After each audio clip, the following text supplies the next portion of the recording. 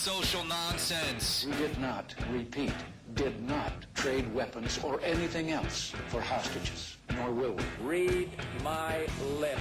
I did not have sexual relations with that woman. That the Iraqi regime continues to possess and conceal some of the most lethal weapons ever devised. If you like your health care plan, you'll be able to keep your health care plan, period. With your host, Matt Stevens.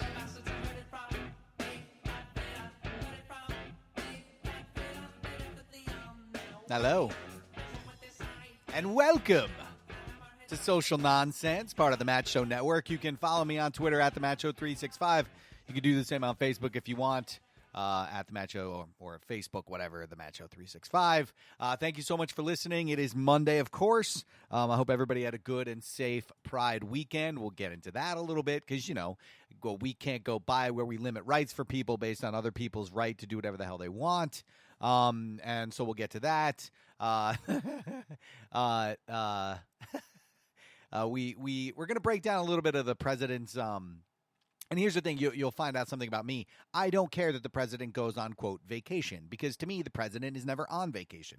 Whether the president's in Hawaii or Germany or New York or California or wherever the hell they are on the planet, they're always the president and they always have to do their job, and there's nothing that they can stop doing that. But we're going to talk about something else having to do with the Trump has a little problem doing here.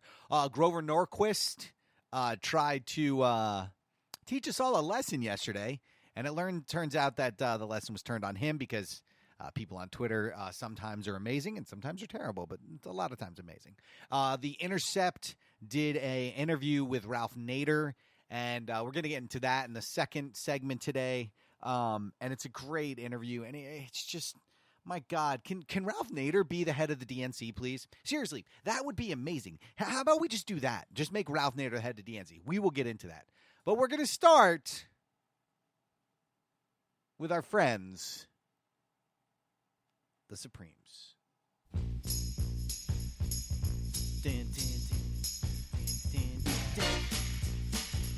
I need love to ease my mind. Yes, you do. Find someone to call mine. When mama said, Yes, they're back, folks. The Supremes are back. And this time we have a couple rulings for you because we talked a little bit last week about their rulings last week. They released some other ones today, one on the travel ban and one on government funds going to religious schools. We're going to first start with the travel ban one because it's typical Supreme Court in the way they do things, the way they hem and haw and they sort of work around, as opposed to just giving an absolute ruling. It's always like that half legal nonsense where, you hear, oh, we're going to do this, but it's only a little bit of this. And that's what they did here, right? So they upheld the travel ban. Now, the travel ban, for these people who don't know, very simply, Trump signed into office. I want to say it was like the first day he was there. I'm sure it wasn't, but it felt like it, okay? It was March 6th. It was for a 90-day ban, a blanket 90-day ban on people from Iran, Libya, Somalia, Sudan, Syria, and Yemen, and a 120-day ban on all refugees.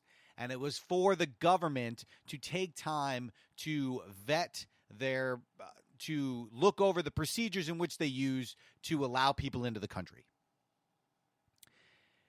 Of course, it's been under a lot of attack, of course, because it sort of goes against what we are and do. Now, the idea of wanting to look at the process is fine. Nobody's arguing with you on that. Nobody's saying, oh, President Trump, you shouldn't do this because we want to make it so that anybody can get in here real easy. Nobody's saying that. And so the Supreme Court upheld today this ban, essentially. And, of course, they do their legal stuff. So the ban will take place. They lowered it a little bit for the refugee. I think they're both just 90 days now.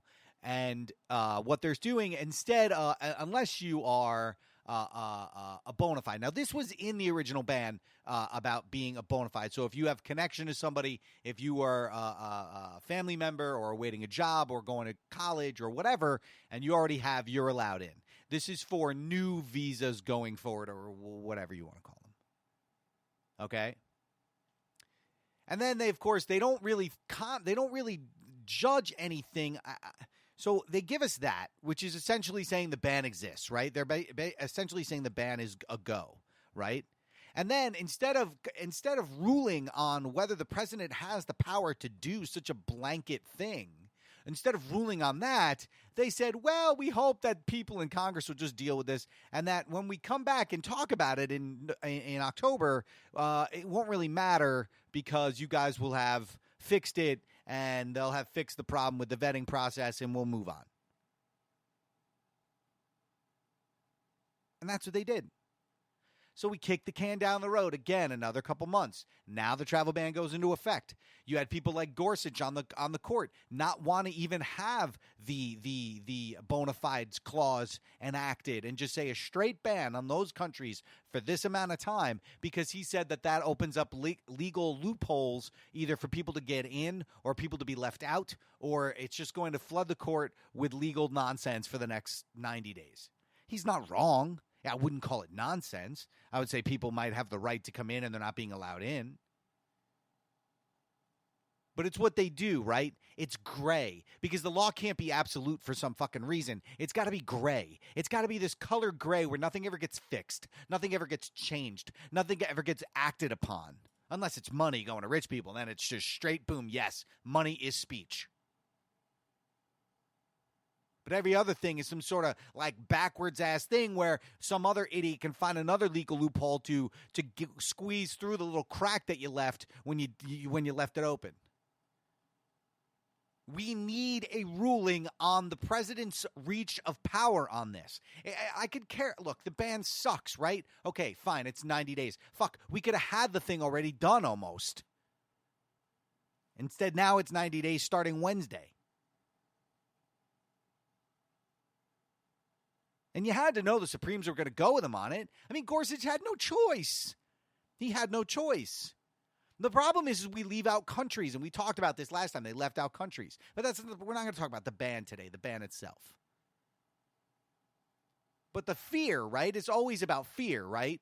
Because the ban was in place for fear, because you have people like Chris Kobach, who is running for governor of Kansas. He's a gubernatorial candidate in Kansas.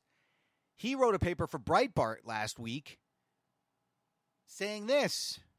To bring in refugees, who many of whom will become terrorists, not the majority, of course, but a significant number, as my article points out.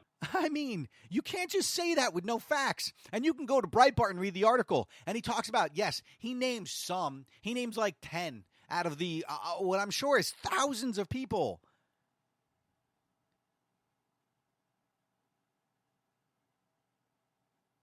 But the Supreme Courts, they deal with the same fear that we all deal with, right? So they vote and they say, yes, it's okay for the president to do that. It's totally fine. It's okay for him to do that because it doesn't really... since they changed it, right? The one they changed, because the first one mentioned Christians were allowed in, and it was clearly stating Muslims. But when they made it a blanket ban, and we knew when they made it a blanket ban, it probably wasn't going to hold up, and it didn't. And so we wait again while the president has 90 days now to basically do whatever the hell he wants. We don't have any ruling on the scope of powers. We don't have any ruling on, is he allowed to do this? Is he allowed to say, we will no longer accept people from these countries? Is this something that you're only saying he's allowed to do because it was 90 days? Or is this something you're saying that he's allowed to do? Period. End of story. But you don't tell us. And so the travel ban will go on. It will start again. You can protest as much as you want. It's supremed. It's been supremed. Okay? So the travel ban will go on for 90 days. It'll include from the countries. and then from the refugees. And then in October, the Supreme Court will hear more hearings based on the scope of powers, and they will then give us some sort of gray freaking nonsense where it'll be 5-4, where Kennedy, who everybody's really worried is going to retire, which I don't freaking get, the guy always goes with the Republicans, so you might as well just let him go anyway, because he always goes with the Republicans. I can't remember the last time he sided with the left on the court. I can't remember. So I don't really give a shit about Kennedy. I know you can't let Donald Trump put another Supreme. He's going to get to do it, guys. One of these people is going to retire in the next 4 years, whether it be Bader Ginsburg, whether it be Kennedy. It doesn't matter. One of them's going, and Trump's going to get to do it. If it's not Trump, it's going to be Pence, and if it's not Pence, it's going to be some other Republican knobgoblin. And then we're just going to have to do the same thing over and over and over again. Which brings us to this, which I actually think is the worst ruling of the day. Okay? And it was 7-2. 7-2. That means 2 from the left went over. We are losing. Folks, we are losing. This right here is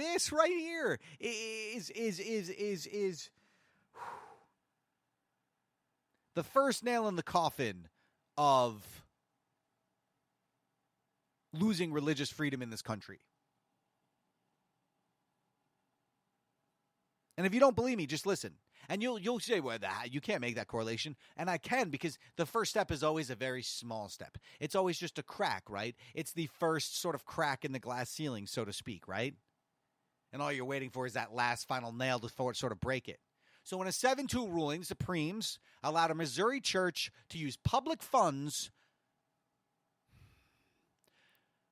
so that now the Supreme Court, of course, because they have to always add stuff and make it specifically gray, because they don't want to answer the full question of separation of church and state, right? They don't want to do it. So they said that Missouri church can use public funds to build a playground. Apparently, this started back in 2012 when the Trinity Lutheran Church in Columbia, Missouri, this is from Vice, by the way, they applied for a state grant for a playground and daycare, for a playground, to resurface a playground in a preschool that they had. It was, of course, Missouri is one of the states, right? I said Mississippi before. Did I say Mississippi? I apologize. That's just my my southern bias coming into play. Missouri, okay, was one of the states where they don't allow public funds to be used for religious places, churches, and religious schools. Well, the Supreme Court said that that's unconstitutional.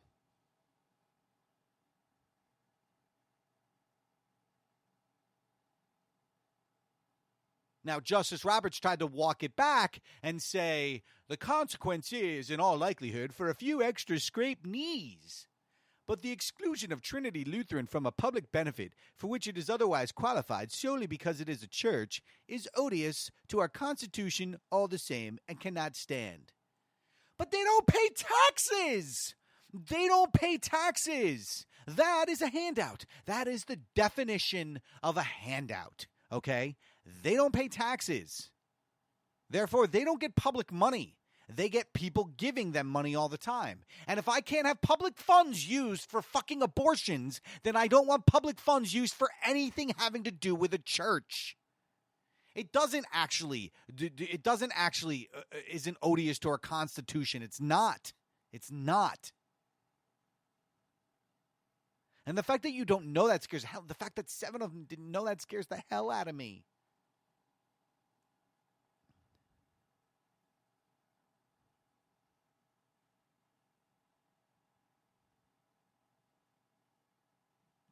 This case involves express discrimination based on religious identity with respect to playground resurfacing. We do not address religious uses of funding or other forms of discrimination. It's not discrimination. It has to be that way. It has to. Because without the separation, without public funds going to a religion, because here's the thing, folks, what happens when in some other state, a mosque ask for public funds to resurface a playground, or a synagogue does.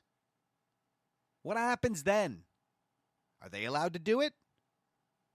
And then what happens when the Catholic school needs desks or funding for whatever?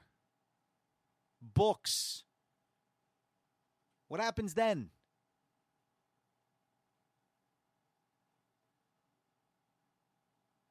See, the grayness, and they try to make it absolute, but all they've done, like we talked about in the last one with Gorsuch, said that all this sort of walking down the middle does is make more room for legislation and more room for people going to court. Well, this does the same thing, because if you don't think every religious yahoo in the world right now is going to bring suit against the U.S. government because their church wasn't allowed to do yada, yada, yada, yada, receive this fund for that fund, or doesn't receive tax help for anything, what about churches that are closing? Are taxpayers supposed to help with that too?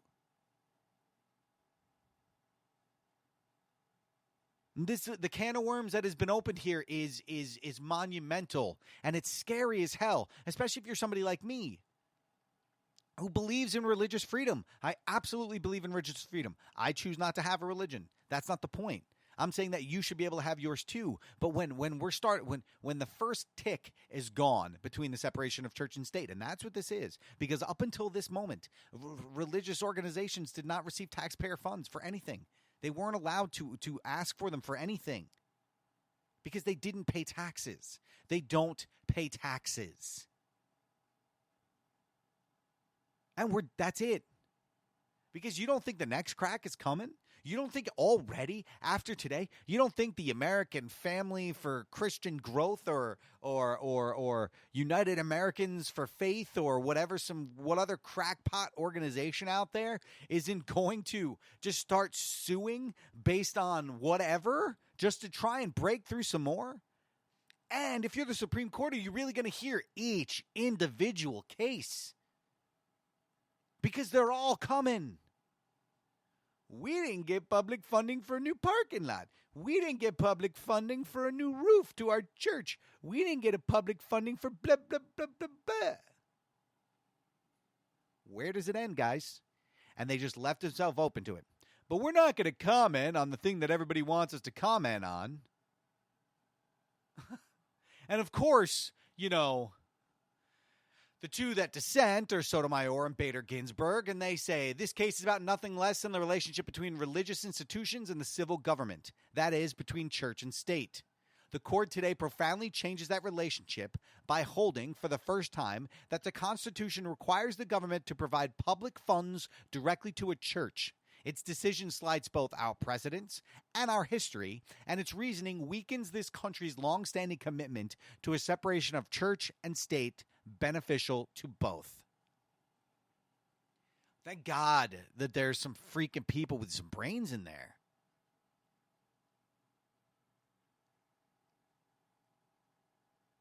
And when you hear later what we're going to talk about in Mississippi, that's what it is. The other thing's Mississippi. This is Missouri. Mississippi, Missouri. But they're both religious, and they both infringe on your rights. They do. So you can sit there and say, "Well, this is not a big deal. It's just a pavement for a playground, Matt. Don't you want little kids?"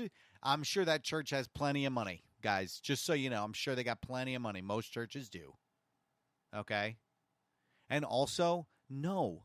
If you want to pay taxes like the rest of us, then you know what? You can share in the public funds. But until you pay taxes, you get no money. You get no money.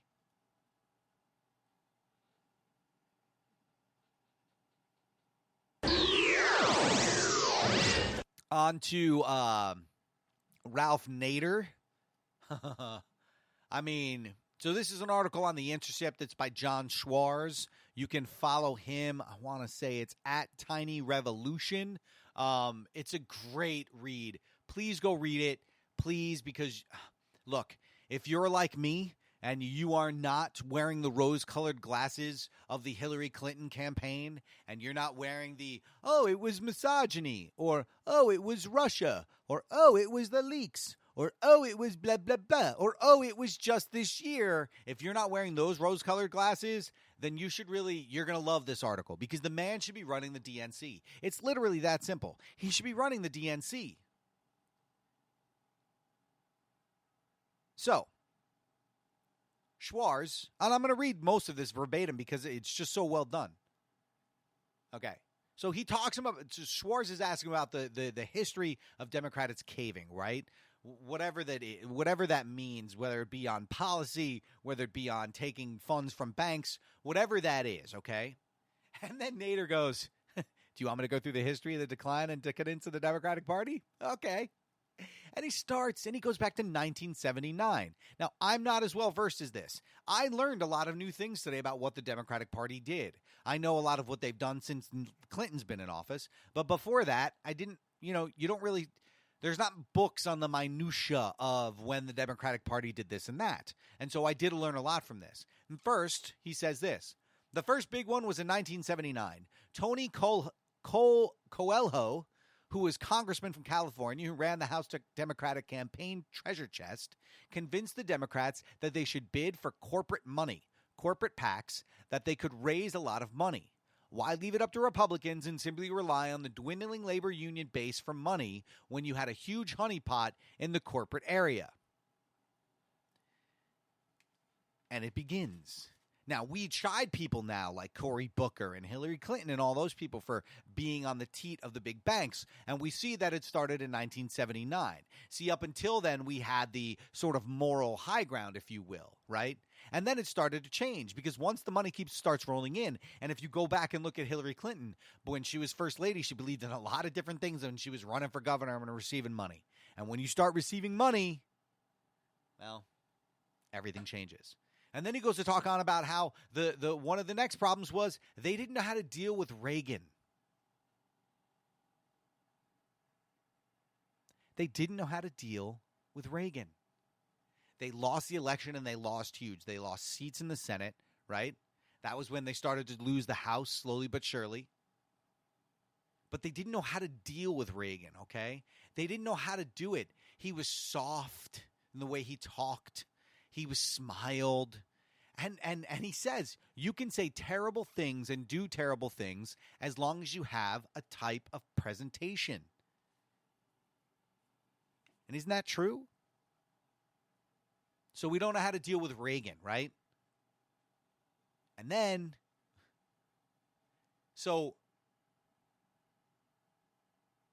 then the money started to become the way they decided. Now, this is him. Increasingly, they began to judge their challenges to Republicans by how much money they raised. You talk to Marcy Kaptur from Cleveland. She says, we go into the Democratic caucus in the House, we go in and talking about money. We stay talking about money, and we go out with our quotas for money.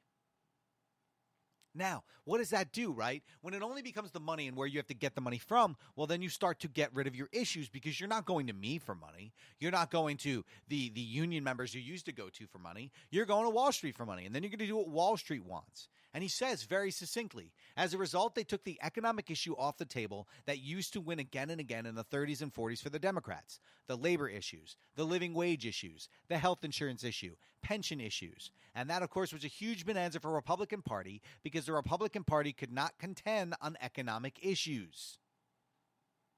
They contended on racial issues, bigotry issues, and that's how they began to take control of the solid Democratic South after the civil rights laws were passed. But when you raise money from Wall Street and drug companies and whatnot, you can't do that anymore. You can't talk about issues like labor issues and living wage issues and health insurance issues because it goes against the people who gave you money. And then as a result of that,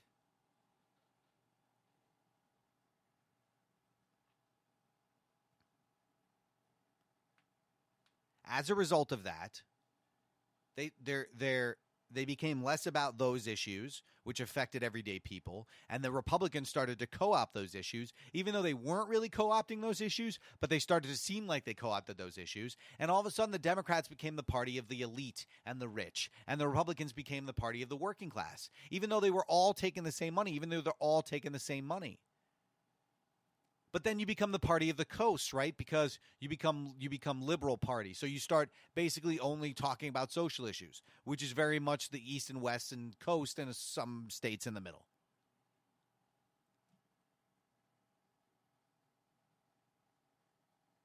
So you see all these things that are happening, and it always starts with money. Whenever you look at things that go wrong, you can always start with the money, right? You can always start with it. So we see in 79, they start taking money, and then they start competing with the Republicans about money, right? And then it becomes about money and not about issues. They don't run a 50-state campaign. Well, if you don't run 50-state campaigns, you're going to start losing states. And guess what's happened? They've lost states. 37, I think it is at this count, maybe 39 at this count. And so when you don't run 50-state campaigns, when you only run based on an electoral map where you try to win, you pick off one or two states to win because you know you're going to win New York, California, Illinois. And so we have a couple states that we think about. And so then you lose those states. And so you lose states like Michigan. You lose states like Pennsylvania a bunch. You lose states like, I don't know, a lot of states in the Midwest like not Colorado, although Colorado's pretty mixed. But you lose states, and then you lose those states. Then you lose House races in those states. Then you lose local seats, mayor seats, governor seats. And all of a sudden those states are now red. And they'll do everything they can to keep it red.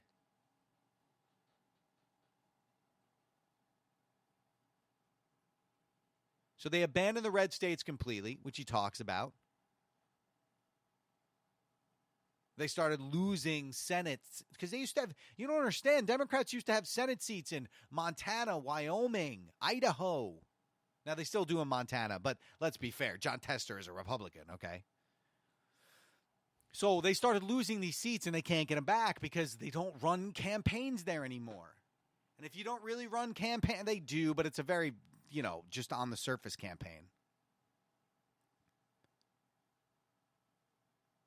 And when you can't run on things that normal people, when you say you want to be that, but you don't actually talk about that, and then you do the biggest thing of all, right, which is going to TV ads. And what do TV ads do? Well, TV ads, they don't really help. They don't really help. Because can you really say what you want to say in 30 seconds to a minute? And when you start doing that,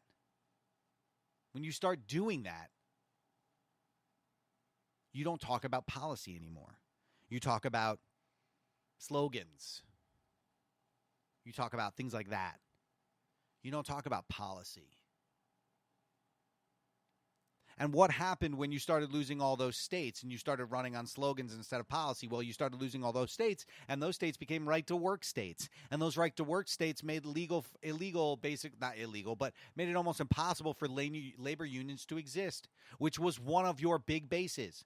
So you started taking money, and then you got greedy, right?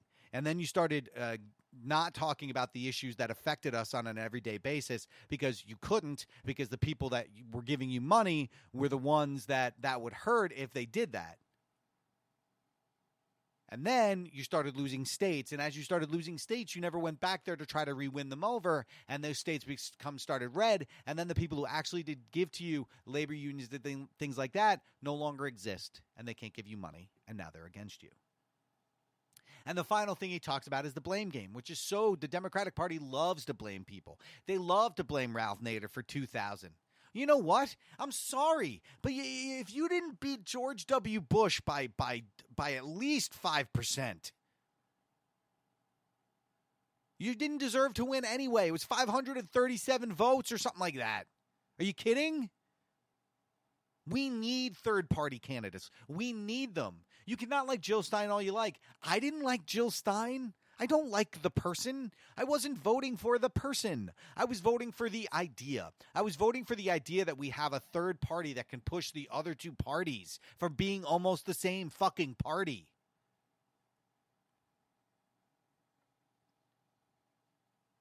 And then finally, so we have everything, right? We have the money. We have forgetting about the middle class because you have to kowtow to the money. Then you have them moving to TV ads and using slogans instead of policy. And then it just becomes about the Republicans, right? Well, the Republicans are mean people. They're just racist. They're just ignorant. And they are, but that's not how you beat them. And then you have the blame game. Oh, let's keep blaming people. It must be Jill Stein's fault. She got like less than 1% of the vote. It must be her fault. It must be Gary Johnson's fault. It must be Ralph Nader's fault. No, maybe it's Hillary Clinton's fault. And that's the final thing, is the hawkishness. And Democrats used to be for something. They used to be against wars, just for war's sake. And now, because you take money from Boeing and Lockheed Martin and all these other places, you got to want war because they give you money, and that's how they make money if there's war. And through all of this, right, where you don't know where Democrats stand, you don't know where Democrats are on any given issue because they're too busy just saying how bad Republicans are. Hillary Clinton ran a presidential campaign saying, I am so much better than that guy, it's not even funny. You should totally vote for me. That was basically all she said for 6 months. But through all of it, the Republicans don't waver. They just talk about what they want. And that may be horrible shit, like women dying because they couldn't get an abortion because they were raped and are having a problem with the pregnancy and it should be aborted. They don't care, okay? They don't want abortions. They don't care. They don't care that gay people aren't allowed to get married. They don't care. It's what they want. They don't care that poor people are never going to see the effects of trickle-down economics. They don't care. They just keep going and going and going. And the Democrats are constantly chasing them. Constantly chasing them. And it was no more evident than in Georgia last week where Osnoff loses. They spent $23 million to a person who said that she doesn't care if people have a living wage. She actually said that and still won. Ralph Nader gets it. The Democratic Party is not anything at this point. It's a group of people who just are there to want to beat Republicans. They don't actually want to do anything. Our leadership is toothless and useless. And if you tell me that people like Perez and Schumer and Pelosi and these hacks, hell, I'll even throw Obama in there, and Clinton, they should all be gone.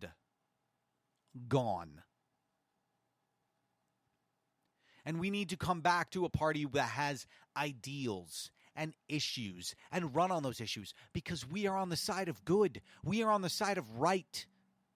And I know what you're thinking, Matt, how can you say that? You can't possibly. Yes, I do. I know that it's right for everybody to have health care. I know that it's right to have assistance for kids who can't get breakfast. I know that these things are right. I know that the only way to have real religious freedom is to have a separation of church and state. We are on the side of right.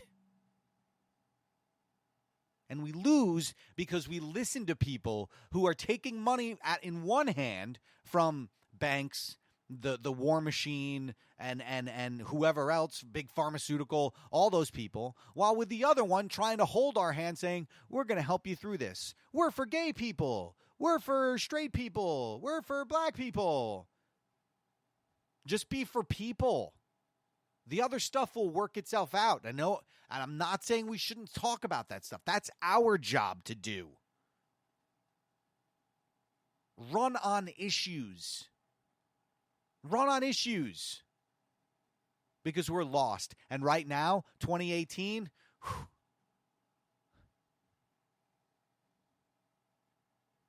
right now, 2018 is a fantasy.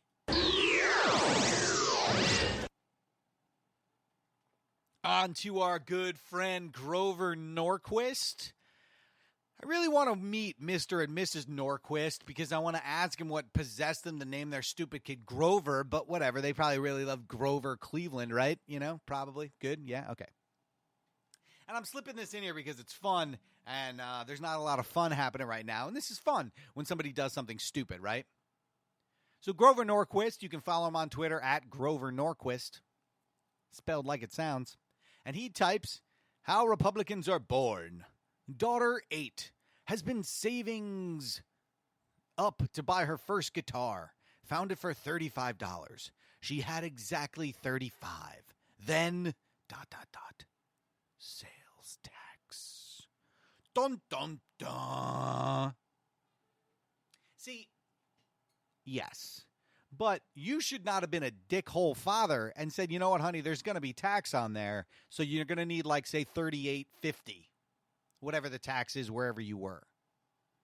But you didn't do that because you don't think taxes are legal. But we live in a society, and a society is a village. It's we take care of each other, and we help each other, and we do things for each other.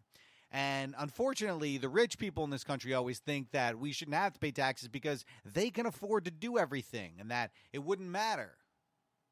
So let's hear some of the delightful replies, because they're just going to make my point for me, and then we're going to move on. It's just so much fun. When people try to do something like that's just they think they're like, oh, like they hit send, and they're like, mic drop, boom. Grover, after he tweeted that, probably threw his phone on the couch and was like, yow, I'm out. So John Schwartz says, at Grover Norquist, did you mention that you drove her to the guitar store on the roads that were partly funded by sales taxes?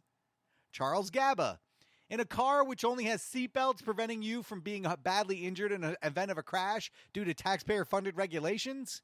Steve J., or those same taxes that pay for emergency services that will respond if you do get into an accident? Holly Taggart, and fix potholes, etc., that reduce the chance that we will have accidents. Shannon Copeland, and using traffic lights, which are installed by municipalities that greatly reduce the risk of death when driving. Keith, and using sidewalks that are paid by the city from taxpayer dollars. I think he meant paved there. At Progressive Here, liberal, and police that protect her from being robbed of her cash. Verba Dog, and firefighters and EMTs to provide emergency medical services that are paid for in part by sales taxes.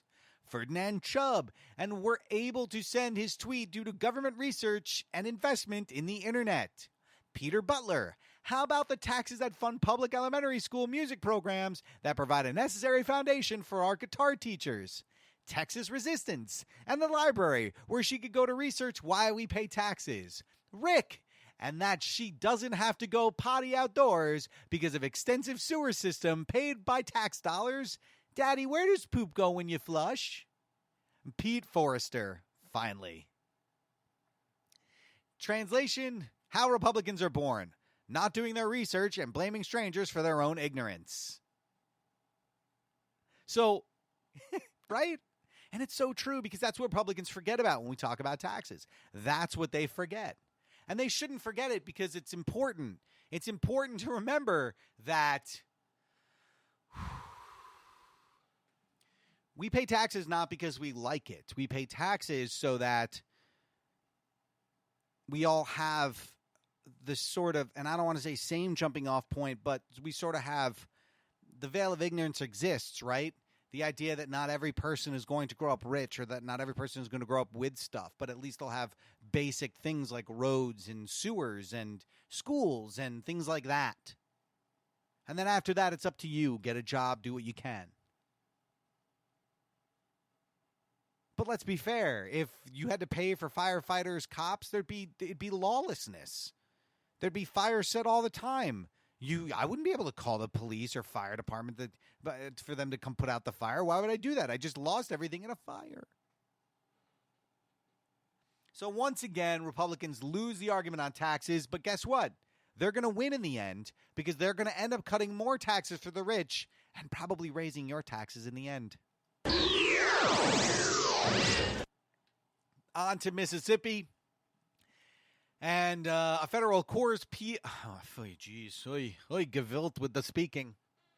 A federal appeals court said this week That Mississippi, this is from The Hill, by the way, that Mississippi can enforce a law allowing private citizens, merchants, and federal employees to deny services to lesbian, gay, bisexual, or transgender individuals on religious grounds. The Fifth U.S. Circuit Court of Appeals issued the decision, and the Protecting Freedom of Conscience from Government Discrimination Act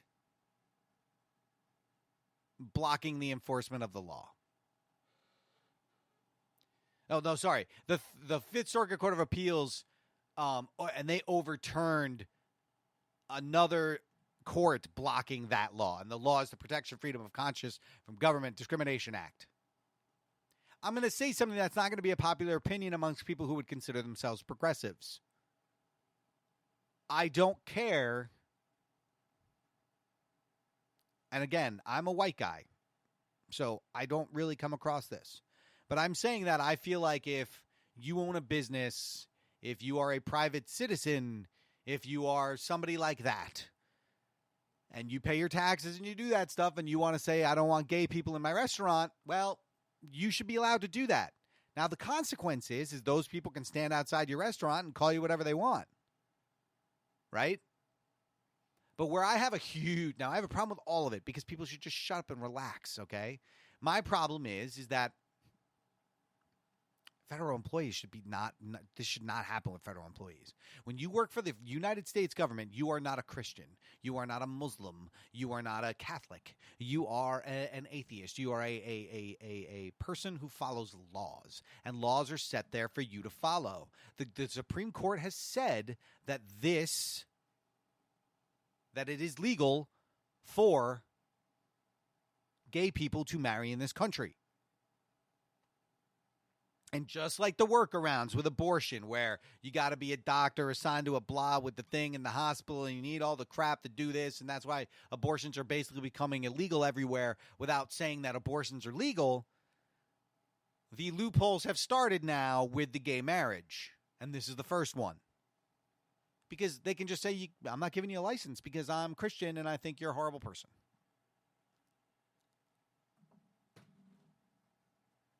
And that's what it says. A federal employee. So that woman, I can't remember where she's from, that ugly woman. And I don't care what you think. She's ugly. Just look at her. If you don't think she's ugly, well, then good for you. Who said she wouldn't do it because of religious reasons. She's allowed to do that in this state. Separation of church and state. This is number 2. This is not the Supreme Court, but trust me, this is going to the Supreme Court. And this is issue number 2. Is it okay? Now, again, we can argue till the cows come home about private citizens. I don't know where I fall on that. I'm inclined to say that a private citizen should be allowed to do whatever the hell they want. If you can't, now I should be allowed to say that about Christians and Catholics. If I see you praying at my table, I should be allowed to ask you to leave because I'm an atheist. So the rule should apply for everybody. If you want to make it that way, let's make it that way. But you don't get to just do it just because Christians get to win. Just because religion gets to win. Which is what's happening right now. Religion is winning, okay? We are very close. We are very, very close to our president or whoever declaring us a Christian nation in some sort of written form. And then you can say goodbye to a lot of things like separation of church and state. You can say goodbye to religious freedom. You can say goodbye to a lot of things. But this is the second one. This will be coming before the Supreme Court. I don't know when, but it will at some point. And this is the second thing. That federal employees can say, no, I will not give you a marriage license, even though it is fucking law. Even though it is law. Because I'm a Christian. It's bigotry wrapped in religion, which is how our country works best. Oh, Lord in heaven, heaven, heaven and Lord. So much nonsense, so much nonsense. We're going to touch on this real quick, and then we're going to get to the thing of the day, which is always fun. We got to talk about this because Now This Politics on Facebook posts a lot of really fun videos, and they do a great job of going back and getting things that people said a year ago and showing you how ludicrous it is now and what that sort of thing. And this is what they had on Trump. So I have the greatest stuff. But you know what? And I love golf. But if I were in the White House, I don't think I'd ever see Turnberry again. I don't think I'd ever see Doral again. I own Doral in Miami. I don't think I'd ever see many of the places that I have. I don't ever think I'd see anything. I just want to stay in the White House and work my ass off, make great deals, right? Who's going to leave? Who's going to leave? Yeah! He's lying. And we know this because he's been in office 157 days. 43 of those days have been spent at a Trump property. 30 of those 43 were spent at one of his golf courses. That is an average of about 35% of the time. To put it in sports terms, if you were a 350 hitter, you'd be a Hall of Famer. If you shot 35% from three-point in the NBA, you'd probably get a max contract.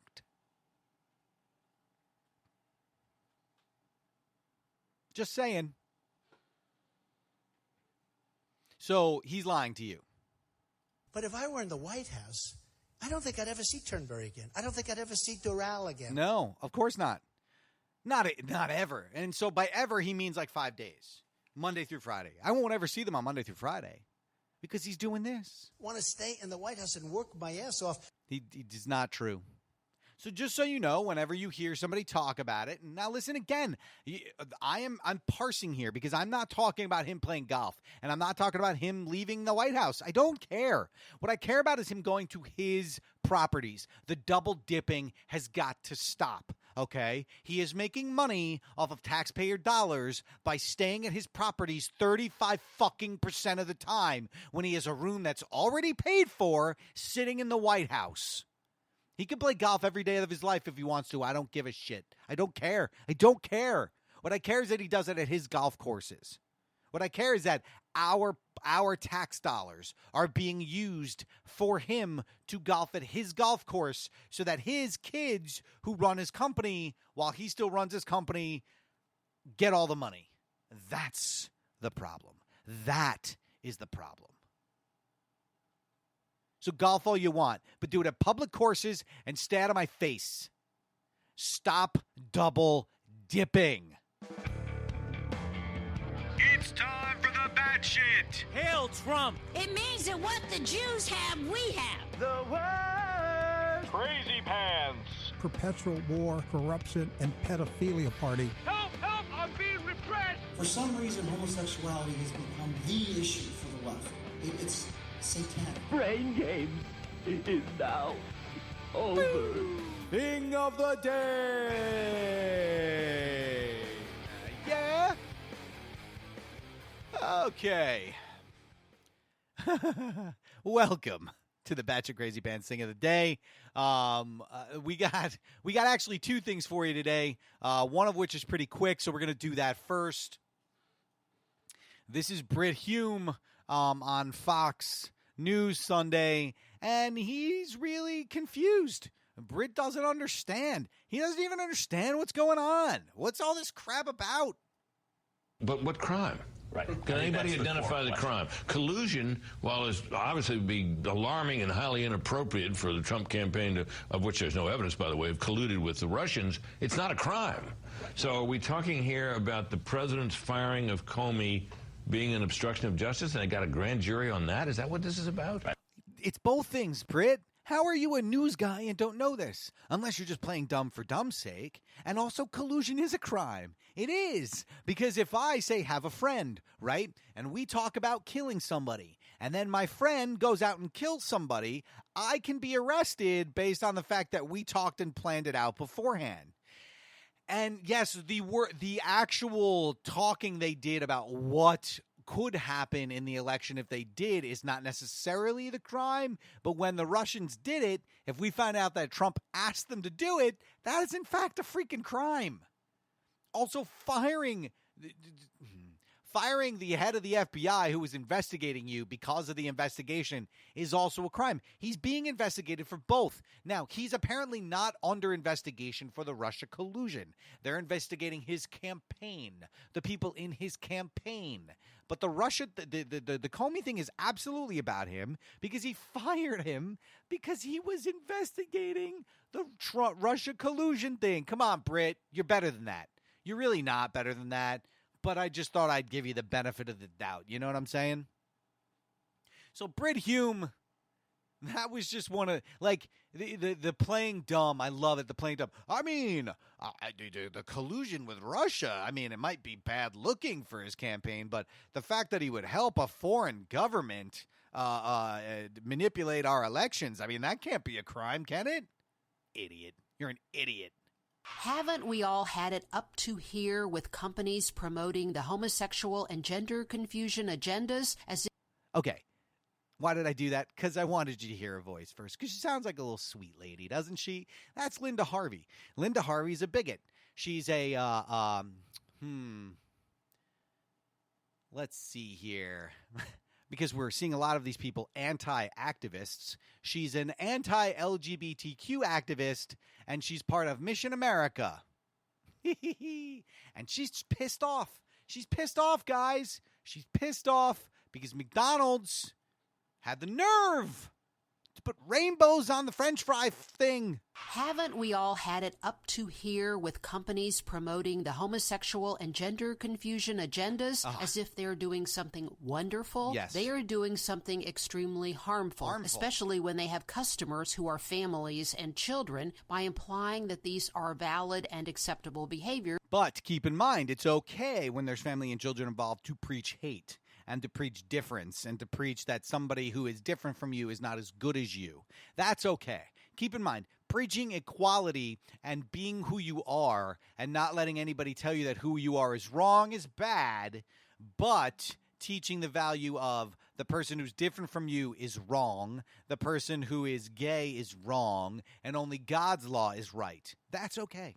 When they are not. And now McDonald's joins the anti-family actions of others like Target, Macy's, JCPenney, Starbucks, and Walmart. McDonald's franchises in the San Francisco Bay Area and in Washington, D.C. are serving French fries in rainbow-colored containers during the month of June to honor so-called Pride Month. So now some are calling for a boycott of McDonald's, and even though you may not live in San Francisco or the nation's capital, nothing happens at these franchises without the okay of the national corporate office, so a nationwide boycott might make sense. After all, there are always other fast food chains where we can take our business, right? All this bowing before Homosexual Shame Month, which is what it should be called. Yes. Now we get into it. Homosexual Shame Month is what it should be called. But let's talk for a second here. The only good part of this is that some of these freaking people might stop eating McDonald's food, which is the best part about this whole thing, which everybody should do anyway. But the homosexual shame party, right?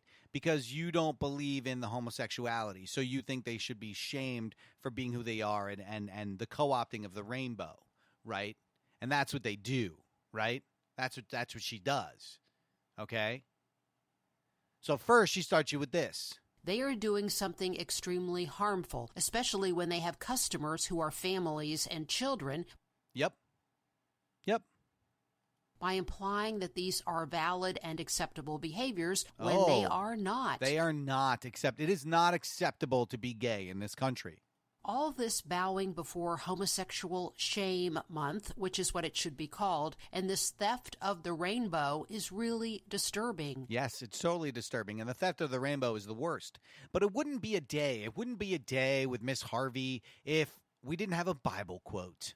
Blessed is the man who walks not in the counsel of the ungodly, nor stands in the path of sinners, nor sits in the seat of the scornful. But his delight is in the law of the Lord. And that was Psalm 1. And so she has her little Bible quote saying that it's okay to be a hater because, hey, you know what? The Bible tells you to.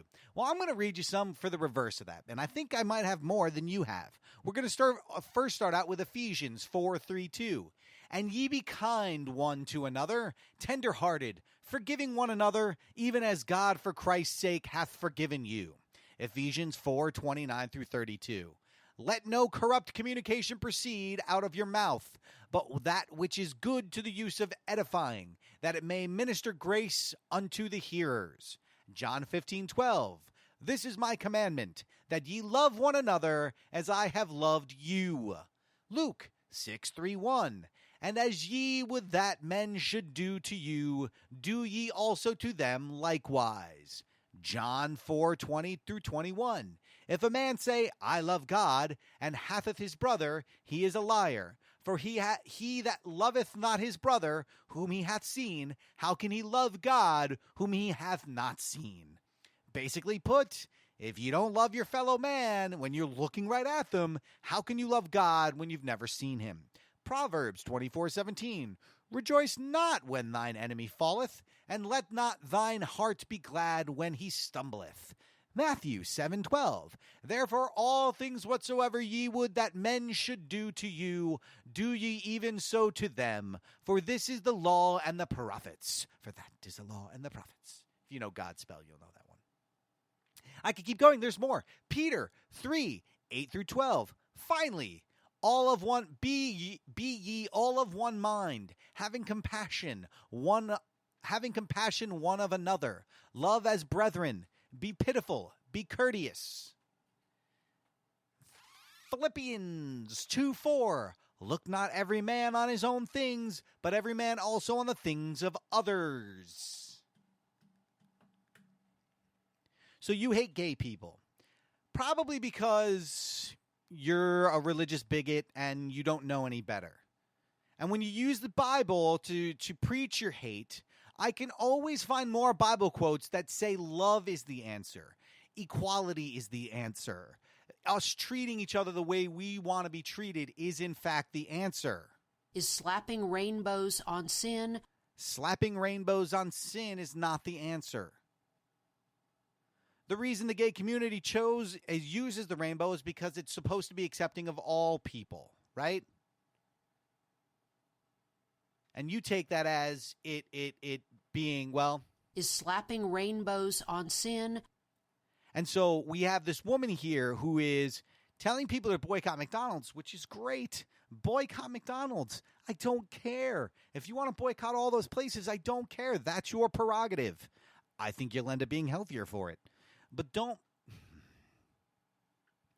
the fact that they do this can't upset you if they also put Christmas trees on during Christmas, or they do shamrocks on St. Patrick's Day, or they do turkeys on Thanksgiving, or they do hearts on Valentine's Day. See, they're not making an exception just for Pride Month. They're understanding that in a country that has a couple 100 million people in it, that there are gay people, and that some of their customers may in fact be gay, and that people should be allowed to be who they are in this country because that's what we're about.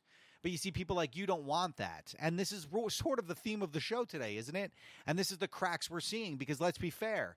It's going to get to a point where battle lines will be, well, they've already been drawn, but it's going to get to a point where we may not have the separation anymore. We may have laws saying that you cannot put rainbows on things because they represent gay things. We're getting very close to it, guys. We're getting very close. And I know you're saying it's going to be years away. We've had 2 decisions in the last couple days that have really just put a wedge in between the separation of church and state in this country. And if you don't see it and you're not scared about it, well, then I wish I had what you have. I really do. I really do. Because apparently I don't.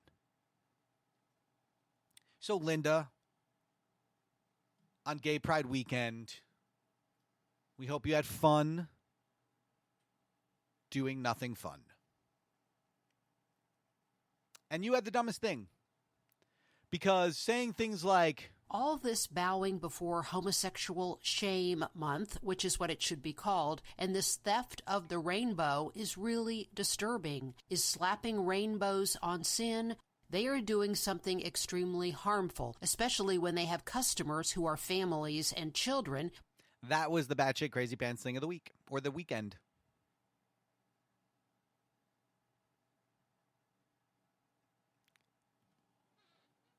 It never stops. It never stops. Because they don't stop. Because they want everybody to be like them. Either because they hate who they are, or they're so scared of being who they are, they just need everybody else to be like them, so they have no things getting in their way, no things tempting them to not be who they want to really be. I don't know what it is, but every day in this country, people are trying to get you to be white Christians, and it's just not the way it's going to be.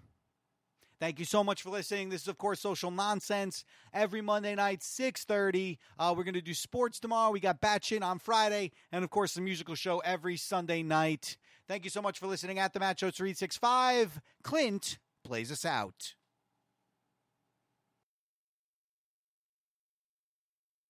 Farewell and adieu to you fair Spanish ladies. Farewell and adieu, you ladies of Spain. For we've received orders for to sail back to Boston. And so nevermore.